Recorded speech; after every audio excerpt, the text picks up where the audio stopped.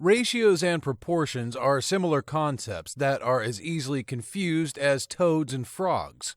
All toads are frogs, but not all frogs are toads. Ratios compare values, while proportions compare ratios. This video lesson will teach you to define a ratio and a proportion, express ratios as fractions or with semicolons, explain the relationship between ratios and proportions, check to see if two ratios are proportional to each other. Let's start. What are ratios? Ratios compare values. You can compare the number of brown-haired boys to the number of blonde-haired boys, or to the number of pencils in the classroom, or to the number of brown-haired girls, or, well, you get the idea. Ratios compare values of the same things or things that are different.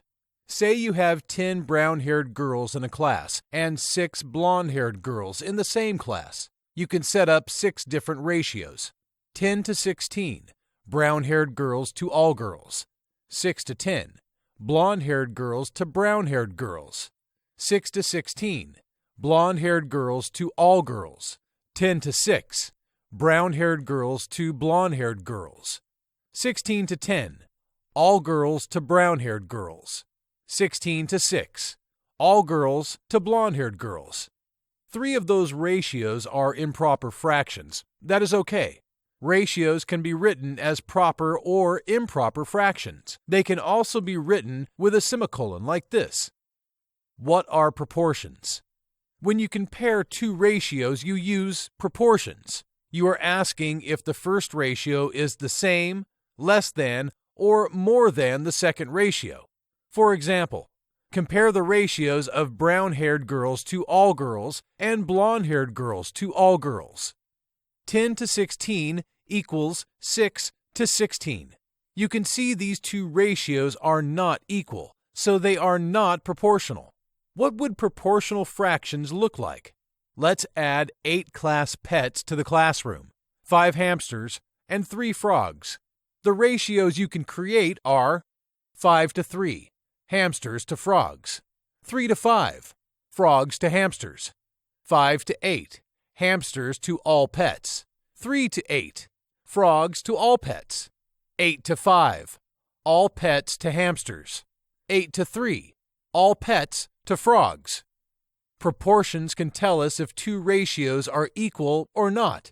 Compare the ratio of hamsters to all pets and the ratio of brown-haired girls to all girls. 5 to 8 equals 10 to 16.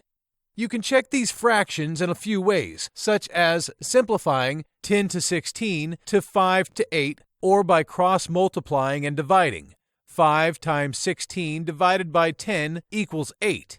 These two ratios are proportional to each other. The ratio of hamsters to all class pets is the same as the ratio of brown-haired girls to all girls in the class. 5 to 8 equals 10 to 16. You might be wondering what are some uses for ratios and proportions.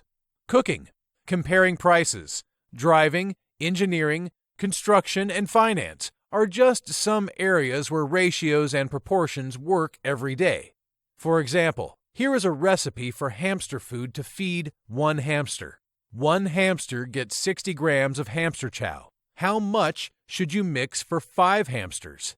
1 to 60 equals 5 to what? Whatever you multiply 1 times to get 5, multiply 60 times the same number. You need 300 grams to feed 5 hamsters. So, how much of each ingredient should you mix? For every 60 grams of hamster chow for one hamster, 20 grams is 5 cereal blend, a ratio of 20 to 60, which simplified is 1 to 3. If you want to feed 5 hamsters, you have to mix more of everything in the right proportions. How many grams of 5 cereal blend will you need? 20 to 60 equals what to 300? We can simplify this down to 1 to 3 equals what to 300? Say you did your calculations and mixed the 5 cereal blend at a ratio of 50 to 300. Is that correct? To check, is 50 to 300 proportional to 20 to 60 or 1 to 3? You can cross-multiply and divide to check. 50 times 3 divided by 300. You see that 150 over 300 equals 1/2, not 1. So your mix is not in the right proportion because 50 is not 1/3 of 300. You needed 100 grams of 5-cereal blend to maintain the right proportions. Applying ratios and proportions. Perhaps you have a part-time job in a grocery store, assembling gift baskets of fruit. Your manager tells you to maintain a ratio of 2 to 3 of pears to apples for every size of basket. A small basket gets 2 pears and 3 apples. An extra large basket must have the same ratio, 2 to 3, but be 5 times larger. The ratio of pears to apples is 2 to 3, so multiply both parts of the ratio times 5 to get the new ratio, 10 to 15. Your extra large gift basket needs 10 pears and 15 apples. The proportions are equal. 2 to 3 equals 10 to 15. Let's try an example. The class of 10 brown-haired and 6 blonde-haired girls also has boys in it. Of the 12 boys in the class, 4 have blonde hair and 8 have brown hair. Write 3 ratios using this new information. Many ratios can be written from the information. See if you can figure out what these ratios describe. Did you get these answers?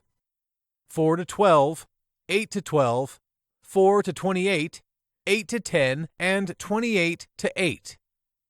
Lesson summary. You have learned that ratios compare values, while proportions compare ratios.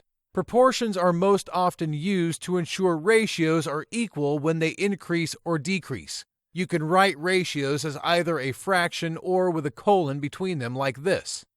Ratios can compare like and unlike things. Both ratios and proportions are useful in many aspects of everyday life.